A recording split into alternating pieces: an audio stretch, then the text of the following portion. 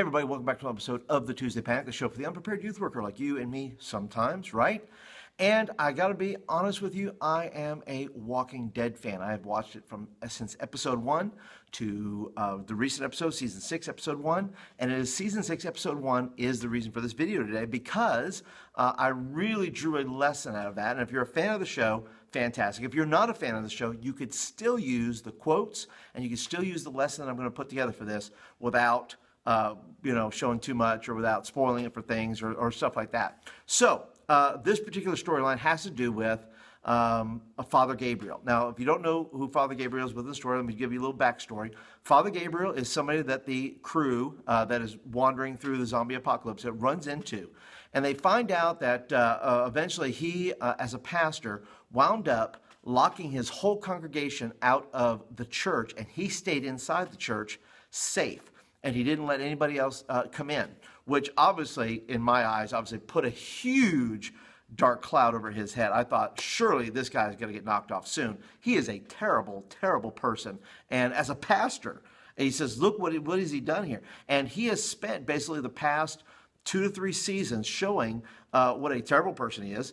Beside the fact that when they arrived recently at a recent location, he actually stabbed the whole group in the back. He was dead set against them. He's living with all this guilt and shame of what he had done to his congregation and all those things. And it was terrible. But now comes a redemption story.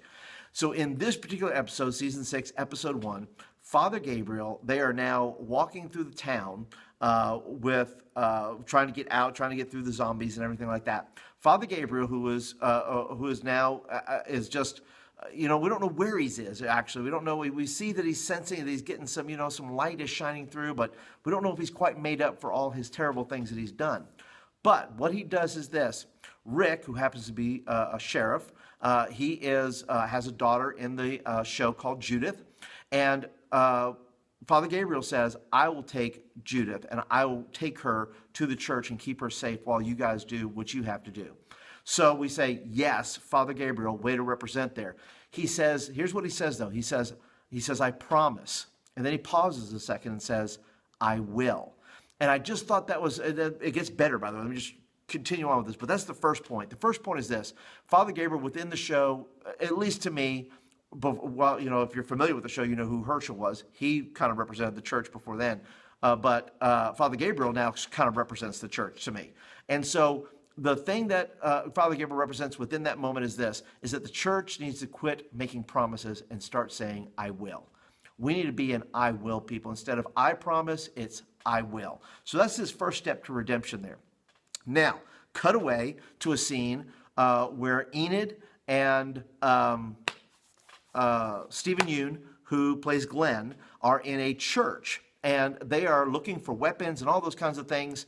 And above the door, above the sanctuary there, above the church and the sanctuary, is the verse from James chapter 2, where it says, faith without works is dead. Faith without works is dead. And Enid, who is just kind of a lost kid from Alexandria, which happens to be the city that they're in right now, looks above the door and just kind of stares at that, and it somehow stirs her. It stirs her. Even there's no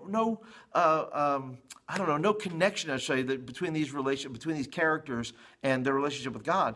But this particular verse here seems to connect with her about faith demands works, and even with Glenn in that moment as well.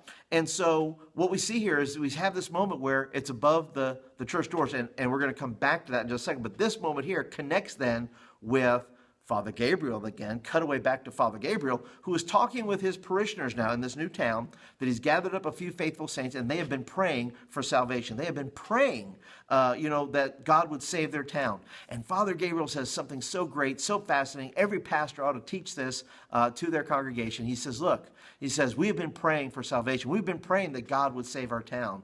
Well, God has saved our town because God has given us the courage to save our town, and we just need to go do it. God has given us the courage to save our town, and now we're just going to go do it. And what a great moment for Father Gabriel. Then he just picks up a machete and goes out into the town there, helps Rick, helps all these guys, eliminates some zombies. And it was just a glowing moment of what I saw as the church, right? The church is not just about faith, it's about works. It's about getting your hands dirty in your community. It's about getting your hands dirty with your faith, what you believe, that the things you're going to do. And I just thought it was just a powerful message. So if I could sum it up this way with these 3 points is this. Number one, we need to be an I will, not just an I promise church, right? The second thing is that we have to be people who do what we say we believe. It's not just about faith, but it's about works, right? Without works, faith is dead, right? Because we were not emulating the things that Jesus did by faith, right? And then the third thing is this, is that we already have, that God has given us the courage. God has given us his Holy Spirit.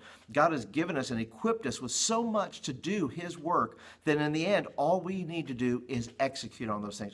And so anyway, I thank you guys for hanging out with me for a little while today. I appreciate you being here. I'm going to be packaging this lesson up in a little PDF and sending it out to the Fresh Impact newsletter. If you will go, please, I would love for you to have this for your youth ministry. If you want to use it, I would love for you to have it. So please go to thediscipleproject.net and sign up for the Fresh Impact newsletter. It'll be a link at the top that says start making an impact today. Just go there, sign up, and it will be in your inbox by the end of the week. So anyway, guys, I appreciate you guys being here. Like I said, if you're brand spanking new, thanks for hanging out with me for a little while. I hope you enjoyed this show today.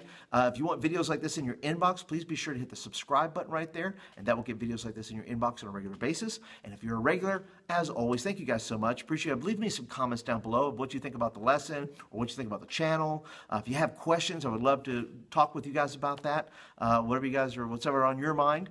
And anyway, guys, I appreciate you guys so much. Have a great week, everybody, and have a great youth meeting. Talk to you guys later.